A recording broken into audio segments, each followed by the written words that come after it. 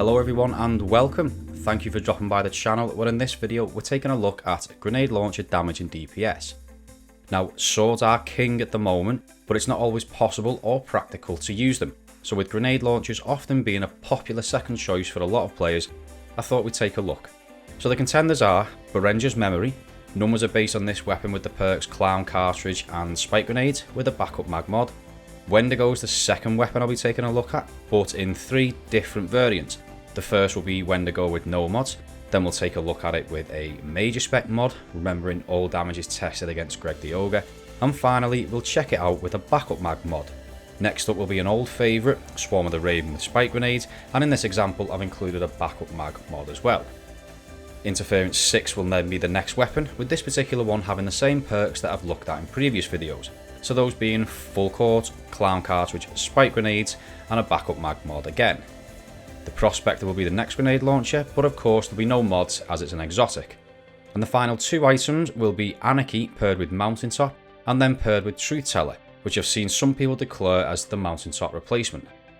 So quickly, before we start looking at the numbers, all testing was completed whilst wearing Ophidian Aspects and an enhanced grenade launcher reload mod, although I won't be including Ophidian Aspects in any future testing as of course they're Warlock specific, so apologies to all Titans and Hunters that might be watching, it never even crossed my mind.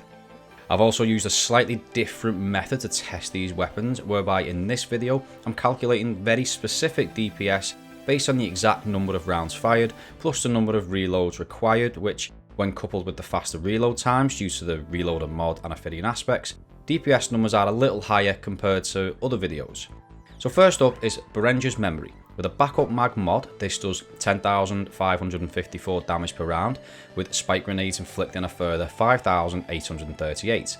Max ammo capacity is 20, with the magazine being able to hold anywhere between 7 and 11, which is due to Clown Cartridge paired with the backup mag mod.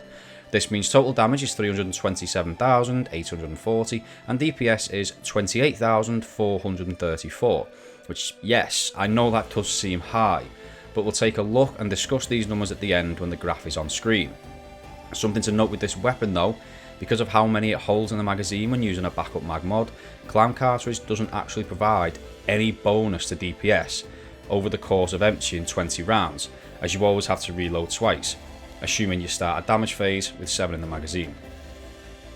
Interference 6 next, and when firing at the target from 45 meters away or more, which is what's needed to get the full 25% damage buff from Full Court, each round does 18,342 damage, with Spike Grenades inflicting a further 5,111. Ammo capacity is 18, therefore total damage comes in at 422,154, while DPS is 38,169. Now that's really ridiculously high, and it is in sword territory, but when we get to the graph you'll see why DPS figures alone don't tell the full story. The Prospector is up next with total damage per round, including tick damage from quote setting the enemy on fire, comes in at 17,411. Ammo capacity is 19, meaning total damage is 330,809 and DPS 27,138. Now it's Wendigo, and for all testing with this weapon, I'll be assuming the first 6 rounds fired are with explosive light. So starting with that and without any mods, total damage per round comes in at 27,496, and then without explosive light that drops to 16,136. Ammo capacity is 17, meaning total damage is 342,472 and DPS 25,653. Wendigo with a major spec mod against Greg does 29,633 when explosive light is procced, and then 17,390 without. Total damage for 17 rounds is 369,088 and DPS is 27,647. Now I'm not going to look at Wendigo with a backup mag mod right now, as it actually has exactly the same DPS as Wendigo with no mods, but I'll explain that a little bit more in the graph section of the video. So, an old personal favourite of mine, Swarm of the Raven with Spike Grenades and a backup mag mod as well. This does 11,235 damage per round, with Spike Grenades inflicting a further 6,500. Ammo capacity is 20, meaning total damage is 354,700 and DPS comes in at 30,059. Now, Anarchy and Mountaintop, a very popular combination, and it is certainly effective. The idea behind these two is that you fire 2 rounds from Anarchy, and while that does damage over time for 10 seconds, you switch to Mountaintop and use that. Once tick damage from Anarchy ends, switch back to it, fire 2 more rounds, then go back to Mountaintop, etc., and repeat that process. I'm not going into detail on the damage from each individual weapons as I don't feel it's necessary, but DPS for this combination overall comes in at around 28,318. Bear in mind though that this is taken into consideration downtime to fire 2 rounds from Anarchy, so I'm not just taking the DPS of Mountaintop and Anarchy and adding them together. And finally, Anarchy paired with Truthteller. I actually have quite a well-rolled Truthteller with multi-kill clip, feeding frenzy, spike grenades, but of course spike grenades is the only perk out of those that's really helpful during a boss damage phase. But I'm not actually going to say what the DPS is right now, as with all the hype that I've seen surrounding Truthteller and how it's supposed to be a Mountaintop replacement, I want to save that for when it's displayed on the graph. So with all weapons tested, the results are now on the screen in table format. I'm going to save any further discussion for the next section of the video, so if you want a little bit more time with this, then just pause for a minute. Now I'm going to start with Berenger's memory and take a look at its damage over time using that as a baseline.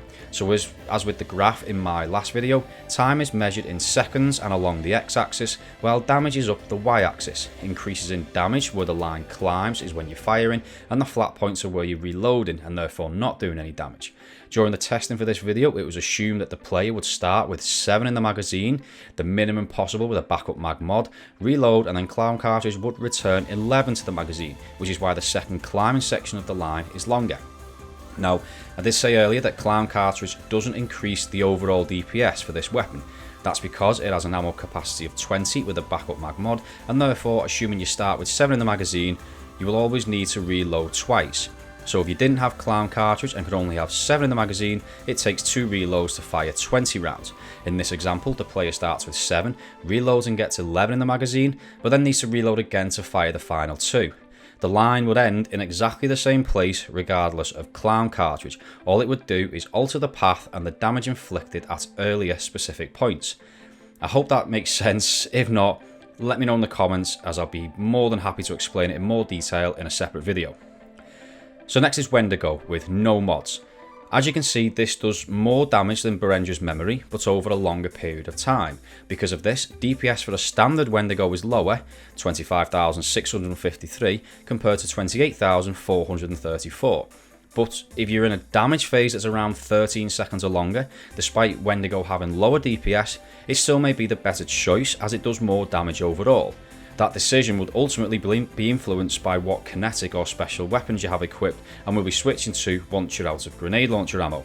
Wendigo with a major spec mod, as expected and can be seen on the graph, does more damage over the same period of time, hence its DPS figure being higher at 27,647. The number of rounds per magazine hasn't been affected, so from a timing perspective, it's parallel to Wendigo without mods. But when you put a backup mag mod on, you see the effect reloaded magazine size has on DPS. So at around 10 seconds, you'll actually have done more damage with a backup mag mod than you would have if you had a major spec mod or a boss spec, depending on the situation. Overall though, when emptying all ammo reserves, a major or boss spec mod will return better DPS. Coming onto the screen now is Swarm of the Raven with spike grenades and a backup mag mod. Clearly, it's still a very potent weapon, doing more damage than Berenger's memory apart from the 8 to 10 second mark, and overall having better DPS. It might fall short of Wendigo's total damage when paired with a major or boss spec mod, but overall it also has higher DPS than that. And now it might start becoming a little clearer why an averaged DPS figure doesn't always tell the full story. And I'm going to demonstrate that further now with Interference 6. So as you know, this had the highest DPS, coming in at 38,169, which is comparable to a lot of swords, but that can only be maintained for 11 seconds or so, whereas a sword, especially with Relentless Strike, can go on for 40 seconds or more. This example assumes the player starts with 7 in the magazine, reloads and clown cartridge returns 11, resulting in only 1 reload. With 2 reloads, DPS would actually drop to around 30 seconds, and total damage would be over a duration similar to that of Wendigo, although that would still give it the highest damage output and one of the higher DPS numbers in this test.